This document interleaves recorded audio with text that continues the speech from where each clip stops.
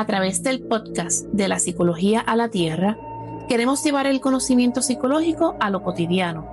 Te damos la bienvenida a este espacio para acompañarte en conexión con la naturaleza.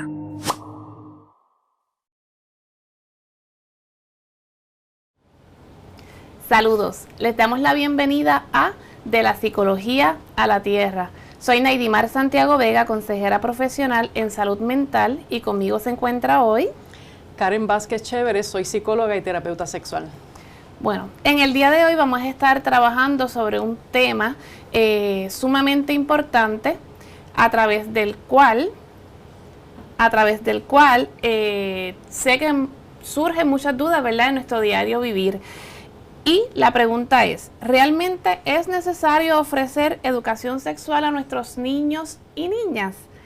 ¿Cuáles han sido las mayores dificultades en nuestro diario vivir, ¿verdad? Y teniendo en cuenta la realidad en la sociedad en la cual vivimos. Así que con ustedes les dejo hoy a Karen Vázquez Chéveres con este tema. Bueno, Naidimar, saludo nuevamente a ti y al público que nos va a estar siguiendo a través de este podcast. Antes de comenzar a desarrollar el tema, lo primero que quiero decir es que este es un tema que me apasiona mucho, ¿verdad? Es un tema que yo vengo siguiendo en mis últimos años de carrera profesional, pero más que apasionarme, me parece que tiene una importancia única, principalmente en los tiempos que estamos viviendo ahora, ¿verdad? Siempre ha sido importante, pero últimamente las cosas en relación con la sexualidad y la infancia han estado bastante sonadas, pero no desde una perspectiva positiva. Así que queremos comenzar con este tema de la educación sexual y hablando de la importancia de la educación sexual, y quiero hacer básicamente como un breve recuento histórico que nos ha llevado a seguir insistiendo con este tema. Aquí en Puerto Rico ha habido siempre una gran lucha entre un sector que es conservador y el sector de profesionales en el campo de la salud mental, de la salud en general y de la sexología, que hemos estado promoviendo la importancia de que se eduque sexualmente a niños y niñas. ¿Qué ocurre? Que siempre ha dominado el sector conservador y siempre ha estado trayendo un discurso bastante limitante en relación con todo lo que tiene que ver con la educación sexual. Un discurso que pasa a ser bastante restringido porque ellos se enfocan en que la responsabilidad primaria de proveer educación sexual recae en el núcleo familiar, y la realidad es que es así. Las primeras personas responsables de educar sobre la sexualidad son mamá, papá, cuidadores o cuidadoras que estén dentro de ese núcleo familiar. Pero ¿qué pasa? Una cosa es el ideal y otra cosa es lo real. El ideal es que eduquen, la realidad es que no lo hacen o que lo han estado haciendo de manera bien limitada. Dentro de esas limitaciones se habla o se educa sexualmente enfocado en la prevención de infecciones de transmisión sexual y en la prevención de embarazo. Y estos son temas que típicamente se cubren ya en la adolescencia, así que han perdido esta primera etapa del desarrollo que es tan fundamental para sentar esa base en relación con este tema. Sí, precisamente, ¿verdad? Ese es uno de los aspectos importantes, el reconocer que el ser humano desde que nace es sexual. O sea, tenemos nuestras partes en todo el sentido de la palabra, desde lo que es nuestra cabeza, las manos, los pies, pero se nos olvida que también somos un ser integral.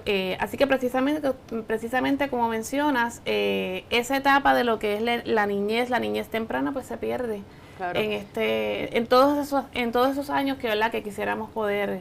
Claro, mira, para poder contrarrestar un poco estos mensajes que se han estado enviando en el grupo conservador, que son los que han logrado que no se eduquen en nuestro sistema escolar, son estos 3 puntos que pongo aquí, ¿verdad? Quise proyectar aquí en la pizarra.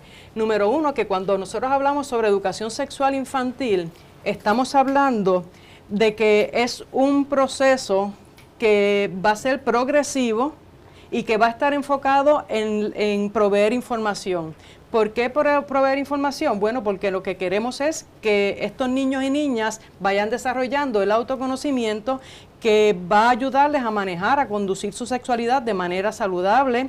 Y cuando hablamos de sexualidad de manera saludable, no estamos hablando de genitales. Esa es otra de los choques que tenemos con los grupos conservadores, es que piensan que se va a educar sexualmente a niños y niñas pensando solamente en penes y vaginas, en genitales. Y la realidad es que los genitales forman una parte de nuestro cuerpo, pero no son la totalidad de nuestro cuerpo.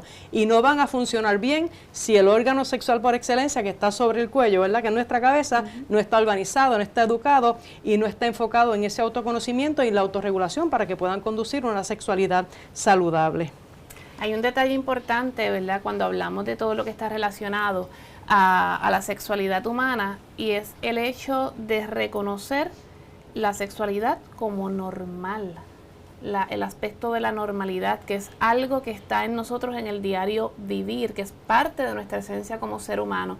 Así que ahí está el aspecto de cuáles son esas herramientas que podemos para enfrentar el miedo de hablar sobre la sexualidad, porque como familias yo sé que en ocasiones pues tenemos mucho temor porque precisamente estos son los aspectos que nos mencionan en el diario. Sí, mira, antes de hablar de herramientas, yo quisiera traer el siguiente punto. ¿Desde cuándo vamos a educar sexualmente? Vamos a educar sexualmente desde que esa criatura nace. No podemos esperar que llegue a la adolescencia, ya estamos súper tarde. Ya para la adolescencia, ya los adolescentes ya han tenido acceso a la tecnología, han tenido acceso a información a través de diferentes medios y posiblemente, que es lo que estamos viendo en nuestra era actual, tienen una visión distorsionada sobre la sexualidad que en muchas ocasiones recogen esa información a través de la pornografía, porque la misma literatura nos dice que desde tan tempranos los 3 años ya se encuentran que niños y niñas están expuestos a la pornografía. Así que, ¿desde cuándo comenzamos a educar sexualmente? Desde el momento del nacimiento. Haciendo referencia a lo que expliqué aquí, ¿verdad?, de que el proceso de educación sexual es progresivo. Esto lo que quiere decir es que se mueve como si fuera una escalera. En la primera fase vamos a hablar de las partes del cuerpo, vamos a tratar de ayudarles a identificar emociones, pueden utilizar material educativo, que quisimos traer esto, ¿verdad? Porque en muchas ocasiones mamá y papá dicen, es que no sé cómo hacerlo. Pues miren, hay material educativo, no se lo dejen todo a la tecnología. Todavía este tipo de material se puede conseguir que les puede ayudar a ustedes a enseñarles a que sus hijos puedan identificar las emociones del miedo, la tristeza, la alegría, el coraje, que todo está vinculado con el tema de la sexualidad, de ese autoconocimiento al cual hacía referencia hace un momento. Así que comenzamos tocando el tema desde etapas bien tempranas del desarrollo, también enseñándole a identificar las partes de su cuerpo. Y aquí esto a mí, un dato que me ha resultado siempre bien interesante es el siguiente. Una parte del discurso que han traído los grupos conservadores es que cómo es posible que se vaya a utilizar un libro que tenga material explícito sobre los cuerpos y sobre la sexualidad. Yo quisiera preguntarle a estas mismas personas si cuando vamos a utilizar un libro de matemática en cualquier grado, en grados primarios, ¿qué contiene el libro? ¿Contiene letras? ¿Contiene números? Pues entonces, si vamos a hablar de sexualidad, definitivamente tiene que hacer referencia al cuerpo humano, como muy bien aparece en este tipo de material. Parecería que es que se le tiene miedo a abordar el tema de la sexualidad tal y como es. Estamos hablando de anatomía, estamos hablando de biología, estamos hablando de cuerpos de niños y niñas. Y en esta etapa del desarrollo a la cual estamos haciendo referencia, vamos a circunscribirnos a las edades de 0 a 6 años. Los niños que vienen en crecimiento son bien visuales. No podemos decirle aquello que tú tienes entre las piernas, tenemos que decirle, mira, aquí tenemos un dibujo. La vulva o el pene, ¿verdad? Que lo puedan identificar en la imagen para que puedan hacer referencia con su propio cuerpo y que no vengan otras personas a través de otros medios no saludables a enseñarles a conocer su cuerpo. Así que primero comenzamos en etapas tempranas del desarrollo. con nombres específicos. Es sumamente importante, Naidimar. Todavía al día de hoy yo escucho personas que le dicen pajarito al pene o cosita, o la cosita a la vulva. Entonces seguimos propagando, ¿verdad?, este tipo de conceptos que no son correctos. Y lo peor de todo esto es que alguien fuera de casa les va a enseñar a estas criaturas, ¿verdad?, de una forma no saludable a nombrar esas partes del cuerpo. Y otra cosa que consideramos dentro del aspecto de la educación sexual es que se puede utilizar también para ayudarles a entender el concepto del consentimiento y el establecimiento de límites. Hay muchos casos de agresión sexual que pueden ser prevenibles. ¿Okay? Y puede haber un sector que nos diga, sí, pero hay que enseñarle a las personas agresoras a que no sean agresoras. Sí, pero ya esta situación se ha salido de nuestro control. Tenemos el poder para enseñarle a niños y niñas que vienen en crecimiento a identificar, ¿verdad?, cuáles pueden ser esas señales y que puedan establecer límites con estas personas que no tienen las mejores intenciones para con ellos. Sí, uno de los aspectos importantes relacionados a lo que es el consentimiento, la prevención, es que nosotros como adultos y adultas debemos estar al día con todo aquello a lo que nuestros niños y niñas tienen acceso. Debemos conocer las diferentes aplicaciones en los celulares, en las tablets, que ellos utilizan. ¿Por qué? Porque realmente este es el tú a tú que ellos tienen hoy en día. Estas son las relaciones sociales fuera de lo que podría ser el aspecto de la escuela, de la familia. Y todo lo que ellos observan a través de lo que son las redes y todo el material que les llega realmente es preocupante. Lo que tal vez para nosotros sería algo común dentro de lo que es el proceso de socialización cara a cara, a través de las redes sociales, del internet, es mucho más poderoso. Entonces la información que ellos están adquiriendo, la están adquiriendo poco a poco, y así es que entonces comienzan estos procesos de agresión, de posible agresión a nivel, ¿verdad?, sexual. Y no es hasta que ocurre que tal vez que nosotros como adultos nos damos cuenta. Así que tenemos que observar realmente con qué nuestros niños están interactuando en el diario. Hace unos años atrás yo estuve haciendo una revisión de literatura y decía esta revisión que niños y niñas a tan temprana edad de los 3 años tenían acceso a la pornografía, ¿verdad? Aquí no vamos a evaluar, no en este segmento, en este programa, no vamos a evaluar si la pornografía es buena o mala, adecuada o no adecuada. Eso lo traeremos eventualmente, ¿verdad? Lo que sí se sabe y está totalmente documentado es que la pornografía no es un material educativo para menores de edad, porque lo que se consigue con esto es que promueve una sexualidad distorsionada, una sexualidad carente de afecto y una sexualidad totalmente genitalizada.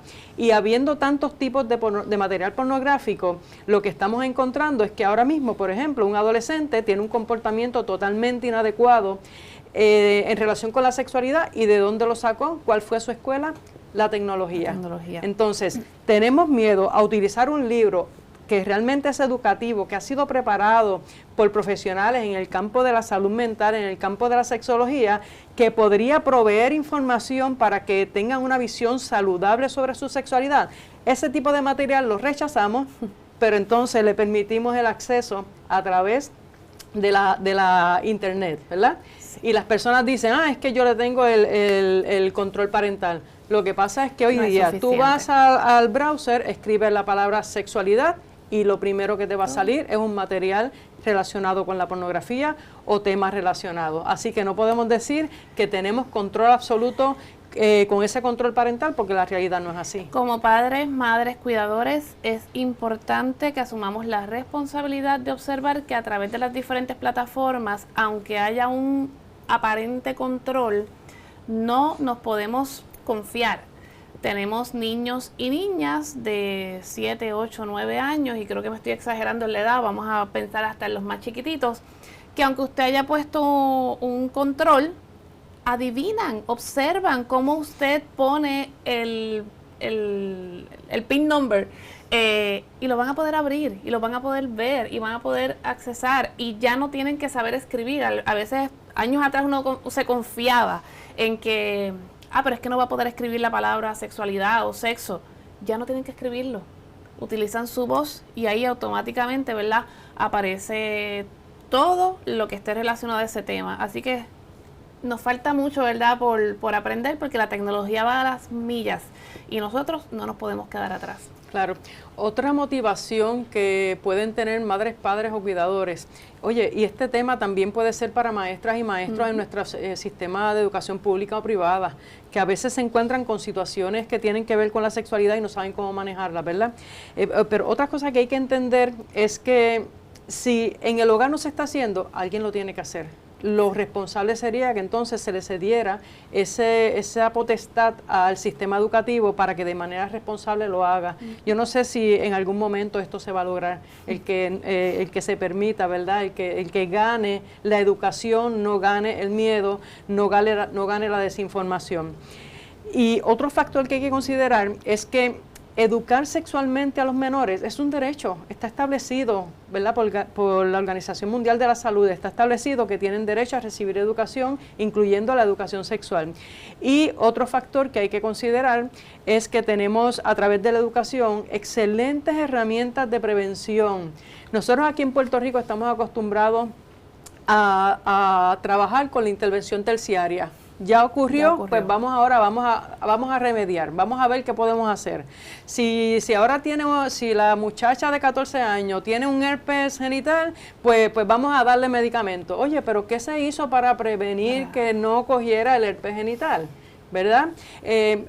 Así que la educación sexual también puede estar enfocada o vista como una herramienta de prevención, no solamente de infecciones de transmisión sexual, no solamente de embarazo, porque cuando vamos a la definición de lo que es salud sexual, dice, oye, y que crezca sin sentir vergüenza, que crezcas aceptándote tal y cual tú eres, ese autoconcepto que también tiene que ver con la sexualidad, pero a los grupos conservadores se les olvida que está incluido, que crezca con un buen proceso decisional, que pueda determinar cuándo se va a activar sexualmente de manera compartida, cuándo va a tener esa primera relación sexual, que crezca conociendo su cuerpo, su ciclo menstrual, sus emociones, el cómo se siente con todo esto, ¿verdad?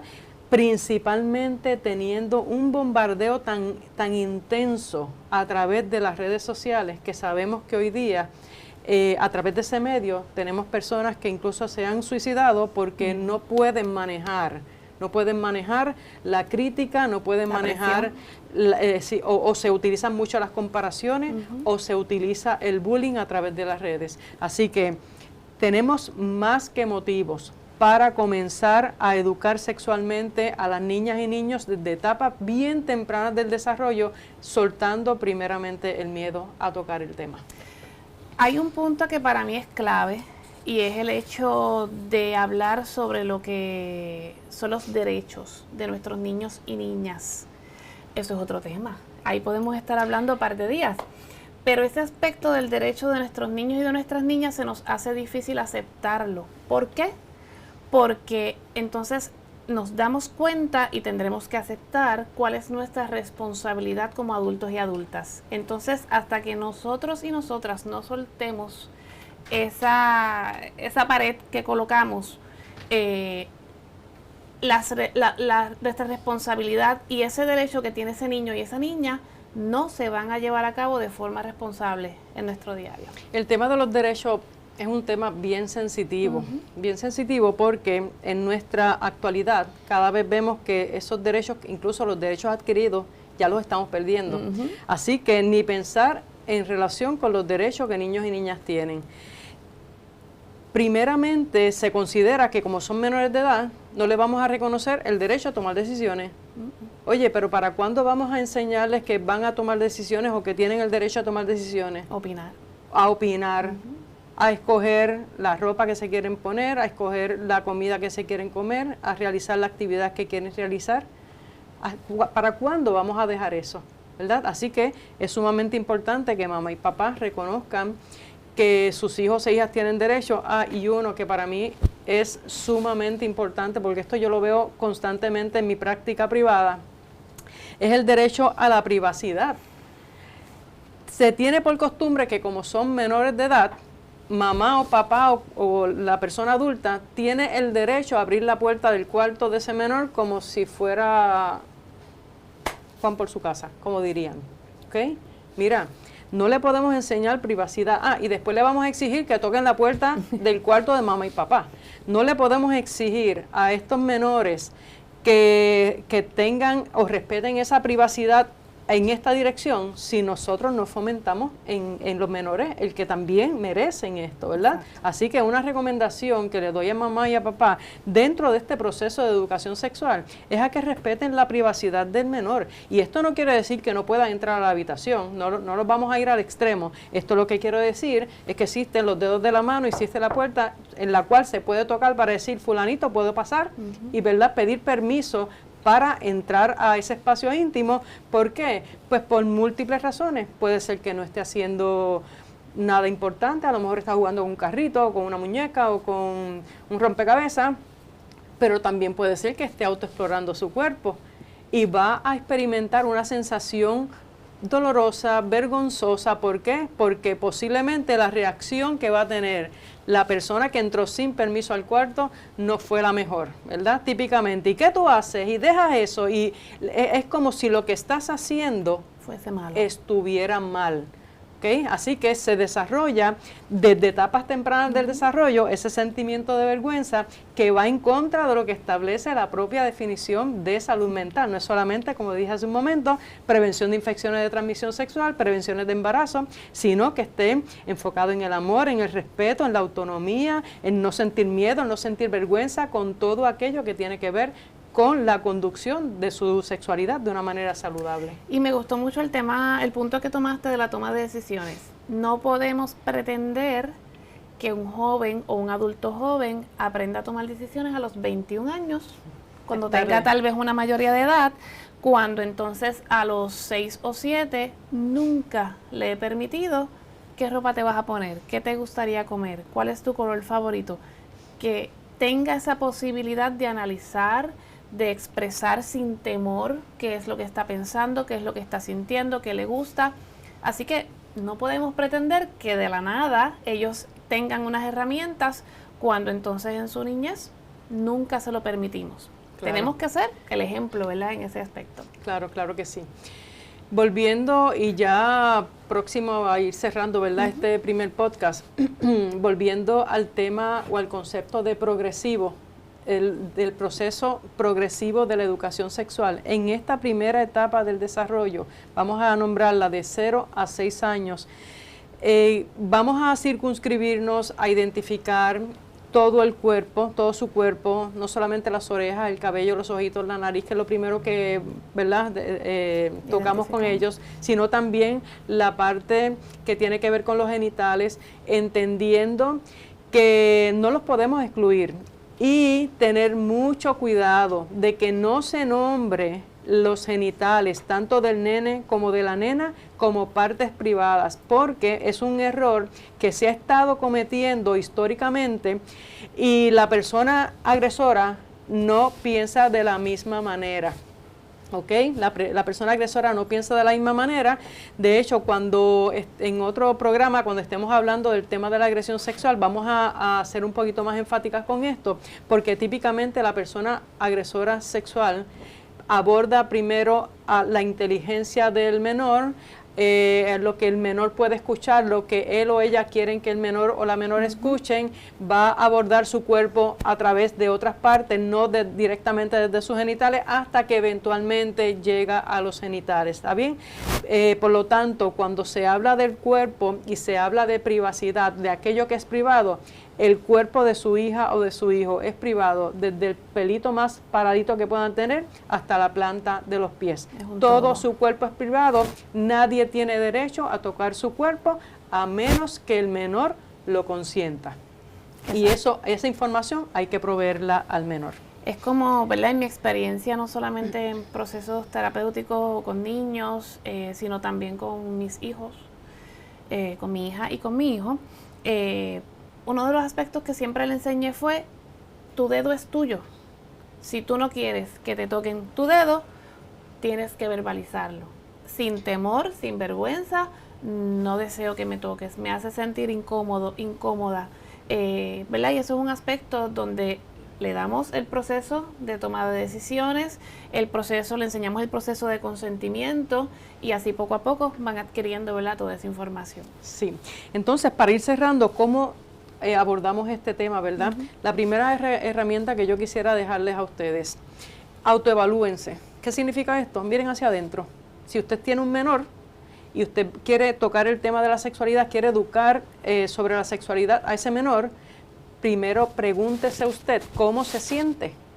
Y dentro de ese cómo se siente, por favor, identifique si ha habido trauma en su desarrollo, en el desarrollo de mamá, papá o de las personas que vayan a intervenir. Si ha habido algún trauma, porque en muchas ocasiones si ese trauma no ha sido trabajado, puede ser que se intensifique el temor o que se entienda que no se sabe cómo abordar el tema con menores o que incluso que se pueda reactivar el trauma. Por lo tanto, la primera herramienta sería mira hacia adentro, autoevalúese. Una vez ya eso está sobrepasado, vamos a enfrentar el tema del miedo. Lamentablemente, con este tema de la sexualidad, la psicología del miedo ha sido extremadamente exitosa. En Puerto Rico se usa la psicología del miedo para montones de cosas, a nivel político, a nivel educativo, y podríamos seguir, ¿verdad?, por ahí diciendo. Pero en este tema, la psicología del miedo también ha sido bastante exitosa en tanto y en cuanto se entiende, porque es el mensaje que se ha llevado, que si tú educas sexualmente a un menor, va a estar exacerbando conductas sexuales, cuando lo que nos dice la literatura es totalmente lo contrario. Tú provees educación sexual y te vas a dar cuenta que de pronto ese menor se ha ido apoderando y entonces luego trabaja ¿para qué? Para la prevención, para prevención de todo tipo, infecciones y embarazos, para determinar cuándo realmente se quiere exponer y con quién se quiere exponer y cuántas veces se quiere exponer sexualmente.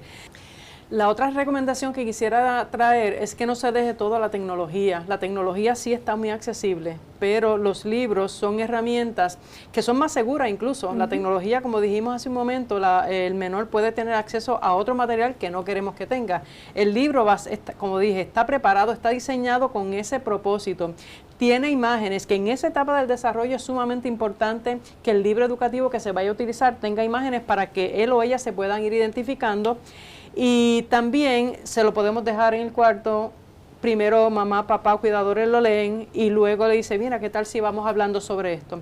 Si ustedes abordan este tema en etapas bien tempranas, se van a dar cuenta que ya en la preadolescencia o entrando ya a la adolescencia, cuando tengan que abordar otros temas, ya la mitad del camino fue allanado, ya la confianza entre los menores y mamá y papá ya se ha ido cultivando y no van a encontrar necesariamente la respuesta del adolescente o del adolescente, ay mamá, ya yo sé eso, yo no tengo que hablar de eso, ¿verdad?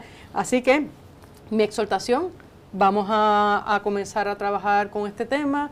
A mamá y papá, por favor, eduquen, porque si ustedes no lo hacen, alguien lo va a hacer por ustedes. Bueno, muchas gracias, Karen. Este tema obviamente sabemos que es sumamente importante para el desarrollo de nuestros niños y niñas.